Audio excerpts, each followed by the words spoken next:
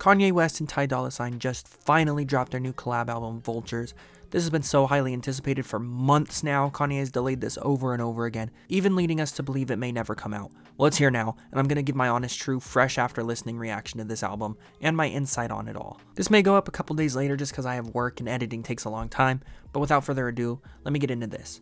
So this is my initial reaction fresh after listening to the album. These opinions may change, but I feel like it's nice to get my first opinions on it now. This was the first time Kanye dropped an album where my initial hype wasn't too high. After Donda 2, some features and even some leaks from this album, I wasn't too excited or expecting much. Then I saw some of the clips of those listening parties and my hype rebuilt.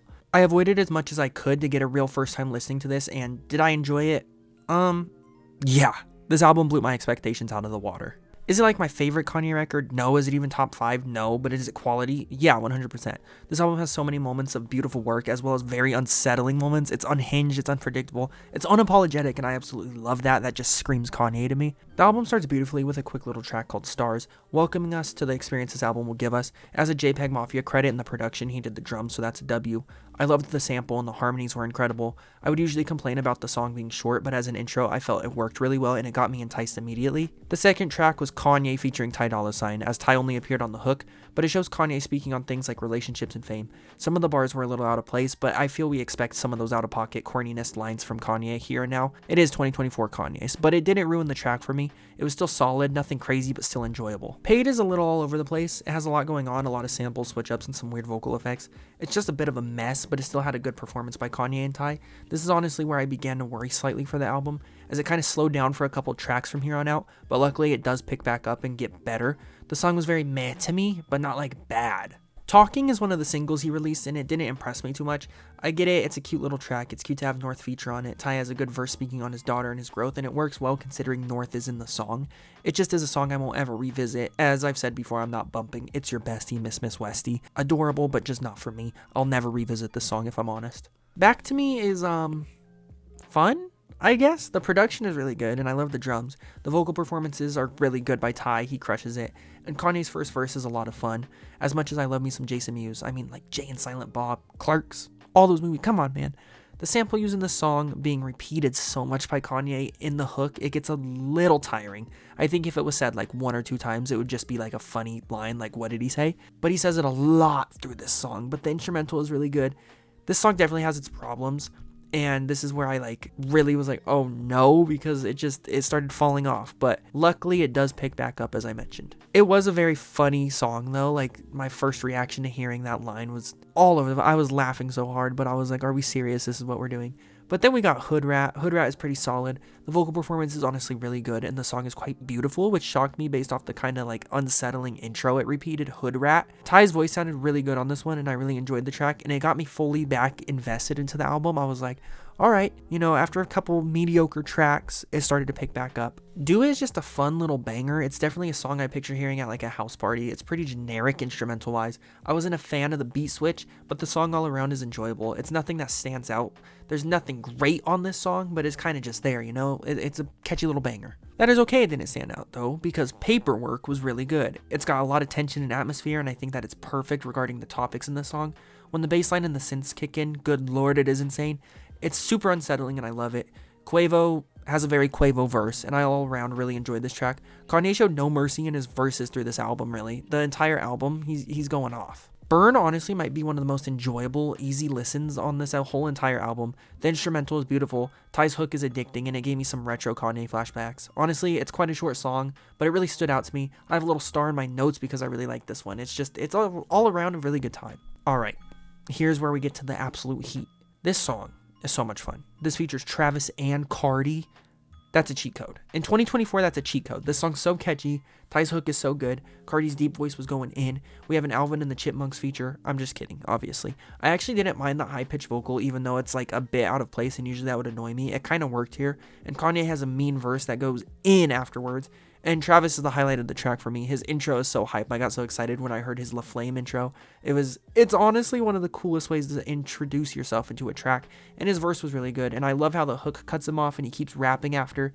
He references Fiend in the song, which was perfect because Cardi's in Fiend, obviously. Cardi being a part of the hook too was awesome. It's just one of the best tracks on here. This is a banger. Unfortunately, the momentum that song creates dies because Vultures is the worst song on this entire project.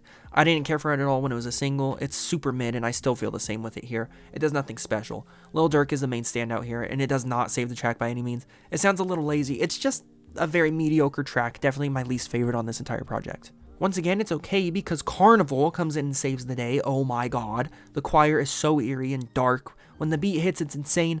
The hook is one of the most catchy hooks on the record. Ty and Rich the Kid crush it. It's so shocking to see a the Kid feature, but he does really well. And Cardi features again, and no matter what happens, if you have a Cardi feature, you're winning. The instrumental, I just couldn't get enough of it. This is like the one I want to revisit. I want to play it again right now. I also love the Iron Man sample used in this track. That's hype, and one of the best songs on this record for sure.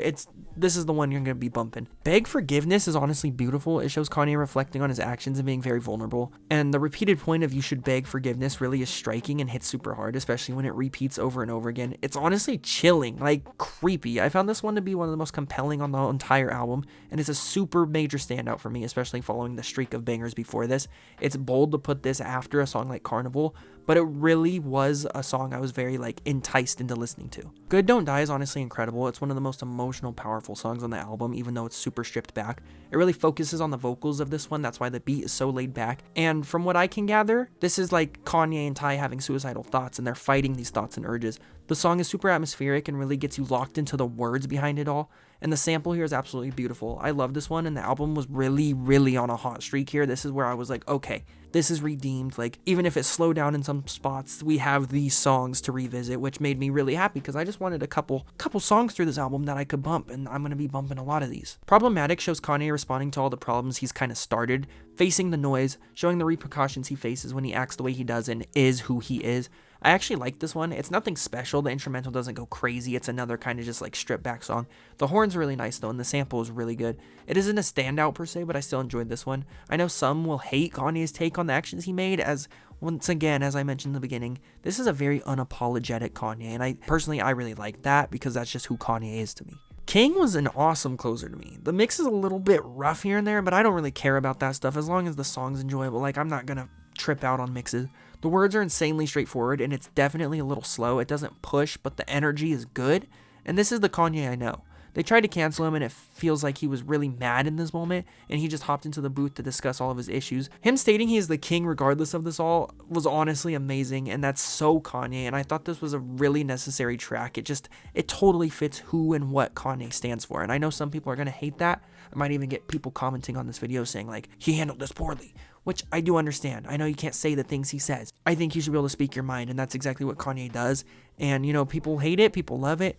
He doesn't care. He's still the king, I loved that. So that was Vultures. I'll have to take a couple of days to really reflect on it all. This is not one of Kanye's best projects or anything, but it's solid. It's good, actually. I really enjoyed it a lot more than I thought I would, and I feel crazy for that. Maybe that's because my expectations weren't insanely high, but still. This album is really rough around the edges, but what it does well, it does very well, and it has moments of hits and miss, but all around it's good. It's what I hoped for from a Kanye album in 2024, you feel me? But I'm honestly not too sure what he plans to do, as this is Vultures 1. I don't know if there's more coming. I don't know all the lore behind this, but that's okay. Whether we get more or not, we have Vultures 1, and I am personally very pleased with it. I want to know, did you guys enjoy Vultures? Let me know. I want to know your thoughts on this record. Hopefully I have this video out by Sunday or Monday at the latest. We'll see, I guess. But anywho, that's all I got. Leave a like, comment, subscribe, please. The channel has been growing and it makes my little heart happy, so thank you so much. I'll see you soon with a new video. Breakdowns, reactions, album explained. That's it for me. Have a good one. Peace.